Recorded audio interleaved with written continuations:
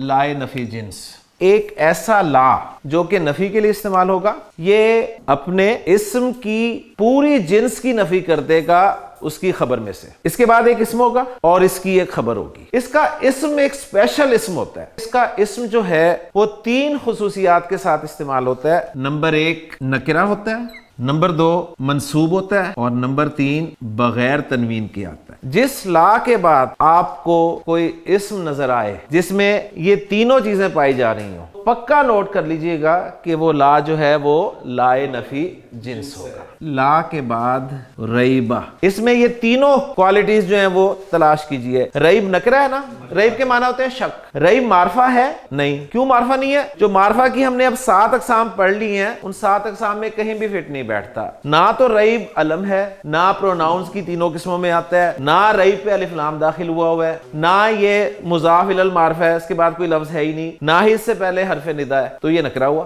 ریب منصوب ہے، واحد اسم ہے ریب، واحد اسم کا منصوب ہونا زبر کے ساتھ آتا ہے، چاہے ڈبل زبر ہو چاہے سنگل زبر ہو، اور تیسری کوالٹی اس کی کہ ڈبل حرکت نہیں آتی، تو ڈبل حرکت بھی نہیں آئی ہوئی، تو گویا یہ لائے نفی جنس کا اسم ہے، یا یوں کہہ لیں کہ اس سے پہلے والا جو لا ہے وہ لائے نفی جنس ہے۔ اب اس کی خبر آئے گی لائے نفی جنس کی۔ آپ کو پتا ہے کہ خبر کی جگہ پر کیا کیا آ سکتا ہے؟ مفرد آ سکتا ہے یعنی سنگل ورڈ، اگر مرکب کی طرف آئیں تو مرکب توصیفی آ سکتا ہے، مرکب اضافی آ سکتا ہے، خبر موجود نہ ہونے کی صورت میں مرکب جاری بھی آ سکتا ہے۔ تو اب میں خبر کی جگہ پر ایک مرکب جاری لا رہا ہوں، فیہ، کہ ریبہ جو ہے لا کا اسم ہے اور فیہ جو ہے یہ لا کی خبر ہے۔ تو اس کو سمجھنے کے لیے وقتی طور پہ آپ یوں کر سکتے ہیں کہ لا ریبہ فی القرآنی، پھر القرآن کی جگہ پہ ضمیر لائیں تو وہ فیہ بن جائے گا۔ اس کا ترجمہ کچھ یوں بنے گا، اس میں یعنی قرآن میں شک نام کی چیز نہیں ہے۔ لائے نفی جنس سے یہ مفہوم نکلے گا، یہ لائے نفی جنس مفہوم پیدا کر رہا ہے کہ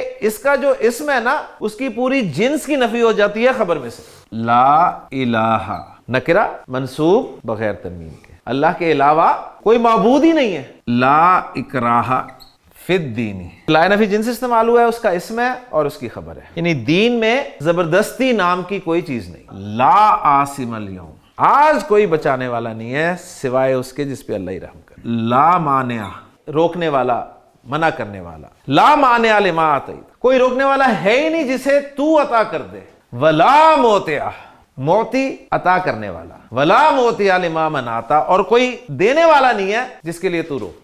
یوم لا ذلہ، ذل سائے کو کہتے ہیں، یعنی سائے نام کی چیز نہیں ہوگی جس دن۔ لائے نفی جنس اپنے اسم اور خبر سے مل کر جملہ اسمیہ بن جاتا ہے، اور جملہ جو ہے نا چاہے وہ اسمیہ ہو چاہے فعلیہ ہو، جملے کو آپ نے عربی گرامر میں ایز اے پیکٹ استعمال کرنا ہے۔ اس پیکٹ کی حیثیت نکرہ کی ہوتی ہے اور مبنی کی ہوتی ہے، یعنی وہ پیکٹ مرفوع کی جگہ پہ بھی آپ رکھ سکتے ہیں، منصوب کی جگہ پہ بھی رکھ سکتے ہیں، مجرور کی جگہ پہ بھی اس پیکٹ کو رکھ سکتے ہیں۔ میرے پاس مبتدا ہے ایک مرکب اشاری، ذالک الکتاب، مرکب اشاری ہے نا، ذالک اشارہ اور الکتاب مشار الیہ، اور مرفوع ہے، معرفہ اور مرفوع مبتدا بن جاتا ہے نا، مرکب اشاری بنتا ہی مبتدا ہے، تو یہ بن گیا جی مبتدا، یہ کتاب، اس کے بارے میں اب ہمیں خبر چاہیے، اب خبر کی جگہ پہ ہم یہ پیکٹ رکھ دیں، لہٰذا یہ پورا پیکٹ جو ہے یہ بن کر آ رہا ہے خبر، اور مبتدا اپنی خبر سے مل کے کیا بن جائے گا؟ جملہ اسمیہ۔